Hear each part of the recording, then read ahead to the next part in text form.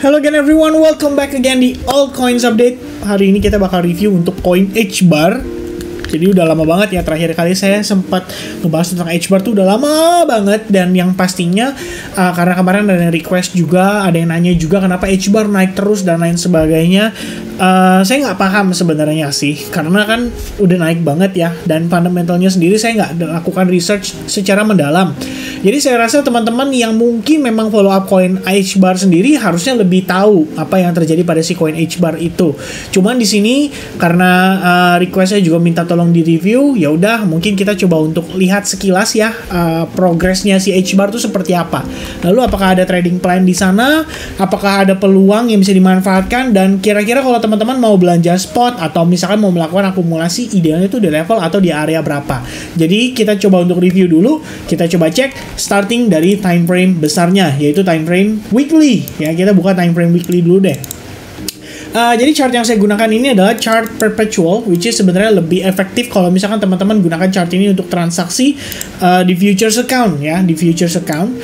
Dan progress kita di time frame weekly HBAR sejauh ini menunjukkan progress yang bisa dibilang terkonsolidasi ya, antara level supportnya dan antara level major resistance yang merupakan area supply ada pada pergerakan close candle tanggal 30 Mei 2022. Nah, kalau ini kita tambahkan trendline, there's a possibility untuk koin HBAR di sini itu bisa membentuk yang namanya ascending triangle pattern, oke? Dan ini adalah bigger pictures-nya. Jadi kita nggak ngomongin ini untuk ya pergerakan jangka pendek gitu ya. Tapi paling tidak teman-teman, in case kita melihat adanya rejection, maka HBAR sangat possible untuk retest lagi ke area trendline tersebut. Karena seperti yang terlihat ya, sejauh ini progress pada koin HBAR itu sempat terbentuk semacam falling wedge pattern. Ya, dari setelah breakout itu kita bisa lihat juga di sini terbentuk yang namanya inverted head and shoulders. Ya, jadi kalau saya hilangkan si falling wedge-nya, kita ngelihat di sini transisi ya, dari turun agresif menjadi turun slowly, dan perlahan-lahan kita melihat ada proses transisi membentuk inverted head and shoulders pattern.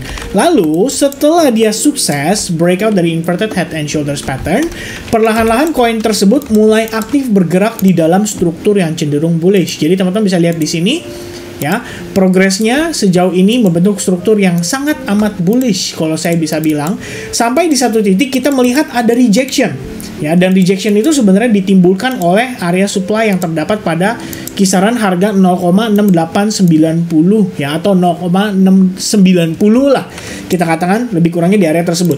Jadi rejection ini bisa menyebabkan koin HBAR sendiri mengalami potensi either itu reversal atau memasuki fase koreksinya, setidaknya pada time frame kecil seperti 4 jam ataupun 1 jam.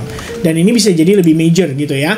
Karena kita ngelihat di sini juga terdapat trend line, so there's a possibility untuk koin HBAR di sini turun dulu atau retrace dulu ke level tersebut before kita melihat penguatan lanjutan dan breakout dari supply zone.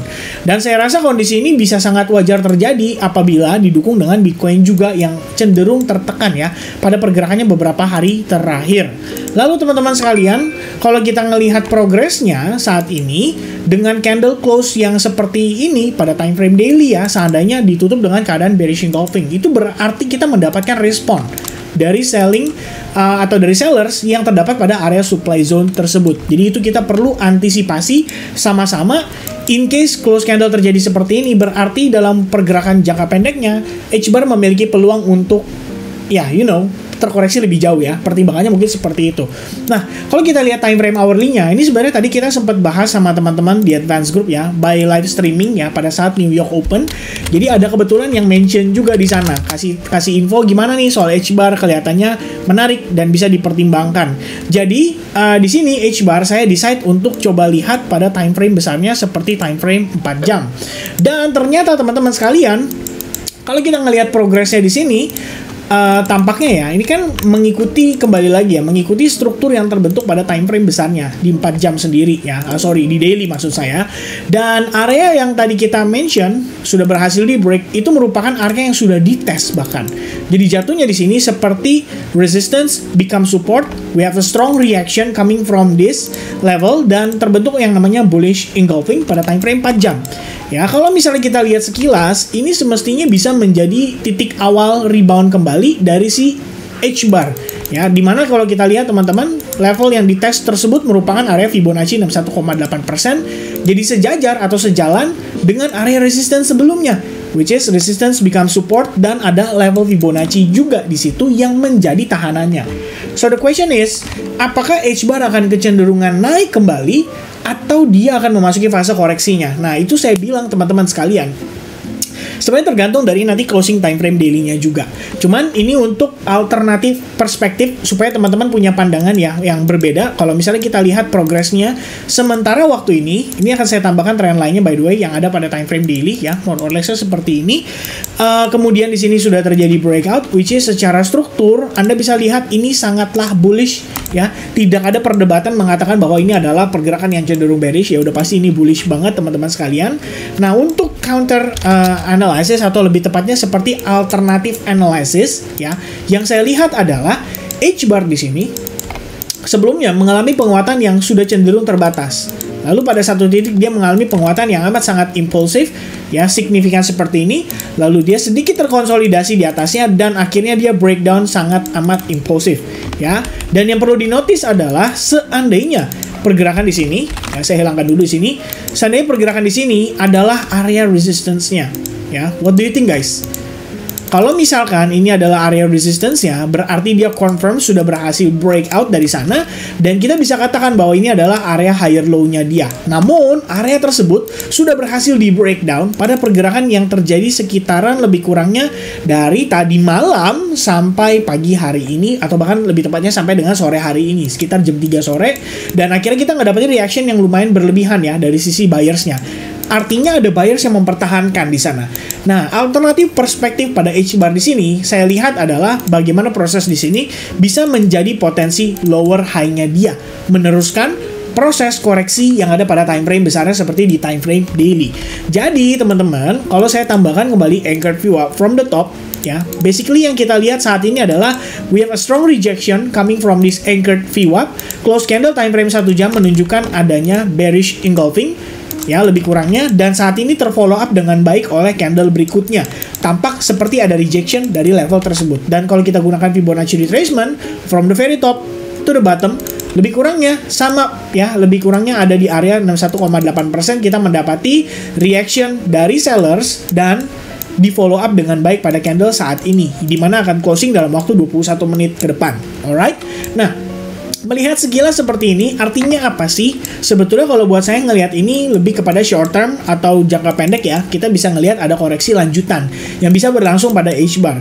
I think we have strong probability untuk kita ngetes lagi sampai ke area demand zone yang ada di sini. Karena pada pergerakan di kisaran ya, Anda bisa lihat ya, sekitaran hari Senin di sini pagi kita mendapati area fair value gap yang amat sangat impulsif dan sangat besar. Ya, gap tersebut ada kemungkinan bisa diisi dalam proses koreksi yang berlangsung saat ini. Dan ada dua area. Jadi area yang pertama adalah area di sini, tapi di sini kelihatannya sudah termitigasi dengan baik ya. Kita bisa lihat setelah testing menimbulkan reaction yang lumayan powerful dari sisi buyersnya. Tapi kalau misalkan buyers di sini aja tidak punya cukup uang untuk membawa H-bar create higher high, itu artinya kita butuh order buyers yang lebih banyak. Dan order yang tersedia adalah dari kondisi ketidakseimbangan yang terbentuk akibat candle di sini. Ya, saya pikir order buy yang tersedia itu bisa digeser lebih kurangnya di area ini. Jadi kalau misalnya kita seandainya mau lihat H-bar mengalami reaction yang amat sangat positif lagi, dan atas reaksi yang timbul dari rejection di sini, ini berarti kita boleh berasumsi ada potensi harga bisa retrace sampai ke level tersebut untuk kembali mendapatkan order buyers yang cukup untuk mengangkat harga H-bar kembali bergerak dalam kondisi yang cukup bullish. Jadi saya pikir teman-teman sekalian, Anda boleh antisipasi lebih kurangnya area yang ada di box berwarna abu-abu ini pada time frame daily. Di sini bisa menjadi pertimbangan Anda untuk melakukan akumulasi terhadap spot account Anda. Plus di sisi short term trading saat ini kita memiliki peluang sebenarnya untuk melakukan short. But I guess teman-teman sekalian, for you to play safe, tonight kita akan ada FOMC meeting minutes. Jadi ini sebenarnya sifatnya adalah report seperti yang kalian baca di sini. Sifatnya adalah report yang artinya report ini itu datang dari hasil press conference di pertemuan The Federal Reserve sekitar bulan lalu ya, waktu kenaikan suku bunga diumumkan. Jadi market sebenarnya udah tahu ya, mungkin bisa dibilang ya kemarin ada CPI, rilis datanya cenderung naik dan lain sebagainya. Ya ini pasti ada berhubungan dengan suku bunga juga. So I guess dengan posisinya seperti sekarang ini, mungkin alangkah lebih baiknya teman-teman untuk tidak terlalu banyak melakukan transaksi ya. Kita bisa play safe, bisa bermain transaksi yang mungkin lebih cenderung small risk aja dulu. Atau kalau misalnya teman-teman tetap mau tradingkan dengan risk besar, setidaknya jangan terlalu banyak ngambil koin ya. Mungkin Anda bisa mereduce kuantitas koinnya atau mereduce dari sisi resikonya. Tapi saya lebih prefer dari kuantitas sih ketimbang resikonya. Alright, so I guess itu dia teman-teman untuk update saya seputaran H-bar. Sementara ini kita ngelihat ada probabilitas untuk dia melanjutkan proses koreksinya. Di sisi lain di time frame besar kita ngelihat probabilitas lebih strong, lebih signifikan mengarah kepada bullish. Jadi kita tahu bahwa overall-nya market sewaktu-waktu bisa rebound dengan amat sangat agresif. Amat agresif ya. Ya lebih kurangnya seperti itu. Jadi kalau misalnya lihat proses koreksi ini ya sebenarnya untuk buy juga pada akhirnya.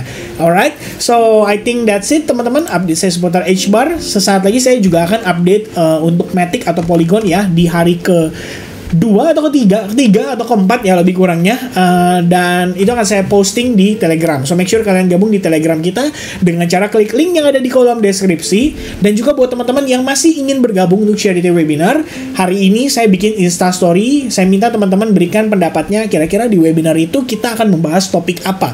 Apakah technical analysis, apakah psychology, apakah fundamental analysis, atau yang lain sebagainya ya. Dan tentu saja ada banyak sekali opsi untuk kita discuss, dan saya butuh bantuan dari teman-teman untuk menunjukkan ya teman-teman lebih interested terhadap topik yang mana. Lalu nanti dari topik-topik tersebut akan saya ambil dan akan kita jadikan sebagai polling atau voting. Jadi teman-teman yang bantu pilih, dan itu akan dijadikan topik untuk charity webinar kita pada tanggal 23 mendatang. So God bless buat teman-teman semuanya, and I'll see you guys again in the next update for Bitcoin tonight after FOMC meeting minutes.